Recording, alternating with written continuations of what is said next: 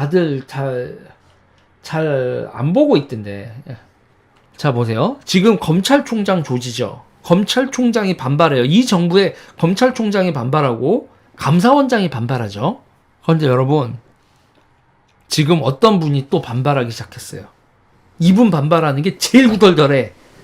검찰총장 반발하는 거하고 감사원장 반발하는 거인데 이거 두 개는 아무것도 아닐 정도로 심각한 반발이 하나 있어요.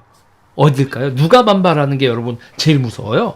그것도 전문가가 있어야 돼. 전문가가 관장하는 부분, 국가의 전문가가 관장하는 부분에 정치인들이 섣불리 들어와서 전문가가 이거는 원칙을 벗어났다고 저항하는 하나. 한국은행 총재입니다. 한국은행 총재.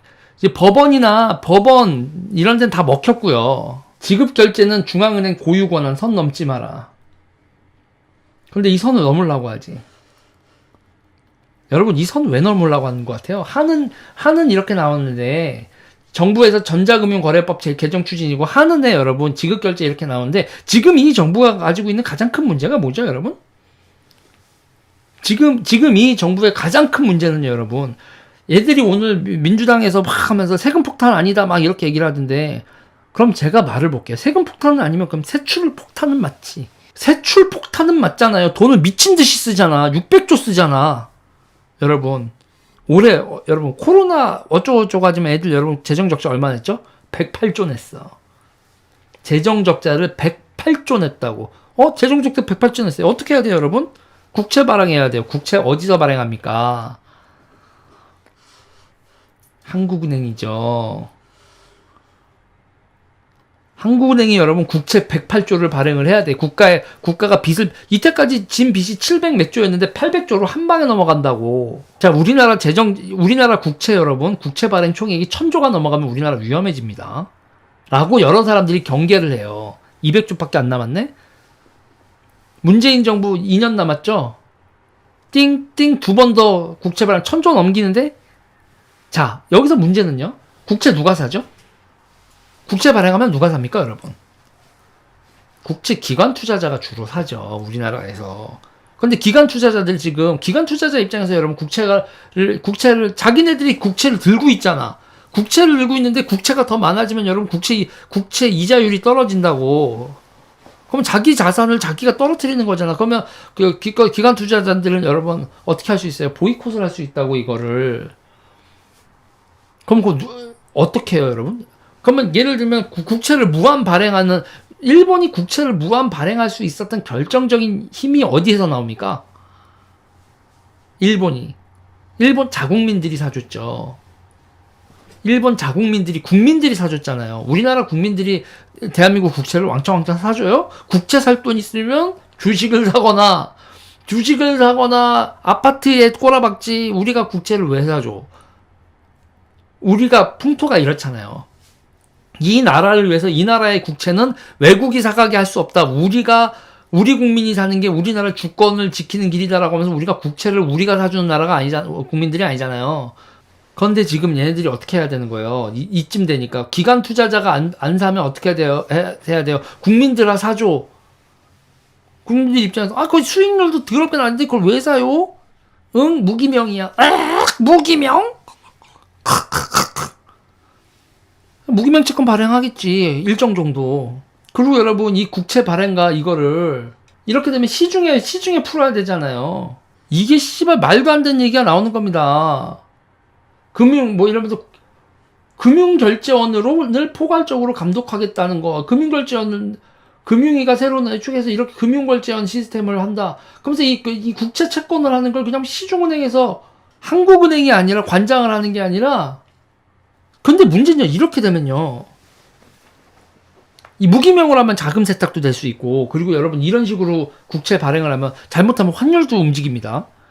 국채 발행을 했는데 외국 사람들이 들어와서 이거를 사재 끼기 시작하면 여러분 환율도 요동칠 수 있어요. 환율도. 무기명 거의 불법이잖아요. 무기명 채권은 합법이죠. 무기명 채권 합법적으로 금융실명제를 우회할 수 있죠. 금융실명제만 우회할 수 있어요. 상속 같은 거 기타 등등 다 우회할 수 있지. 무기명 채권은 금융실명제를 무력화시킵니다.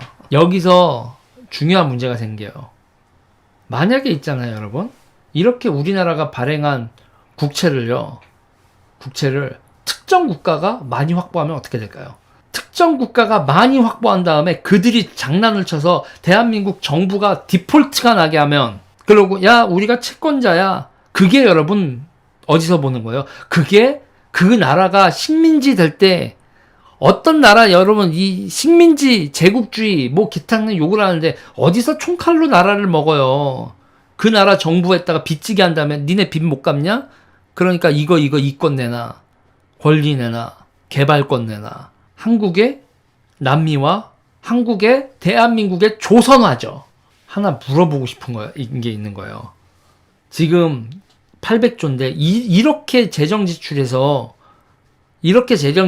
국채를 남발하면 그 국채 누가 매집을 할까? 기업이 사줘요?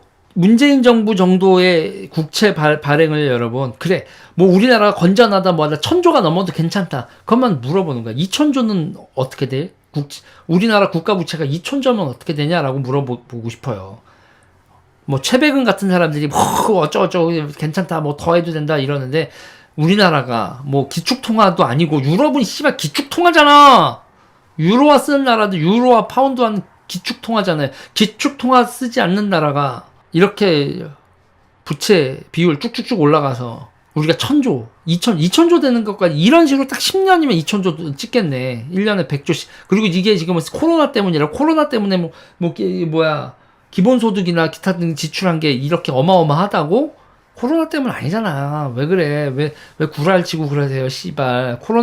코로나로 지출이 늘었어도 400조에서 600조로 늘어나는 건 말이 안 되잖아, 이 씨발놈들아! 니네 왜 이렇게 세출을 늘려서 거기다가 국채 발행을 한국은행에서 뺏어오려고 하는, 그 통제권까지 한국은행을 떠내서 니네들이 자유롭게 통제하려고 하는 이유가 뭐야?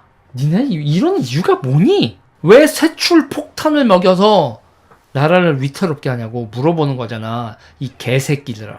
아, 이게 뭐냐. 금융위 하는 지금 여러분 이게 시작이에요. 시작입니다. 지들이 임명한 감사원장, 검찰총장, 한국은행 총재, 각 분야의 전문가들하고 이렇게 싸우는 이 인간들, 도대체 뭐 하는 인간들일까요? 근데 그 사람들이 정말 있잖아요. 전문가적 상식으로는 받아들일 수 없는 짓을 하는 거잖아요. 여러분 좋아요 눌러주세요. 구독 눌러주세요.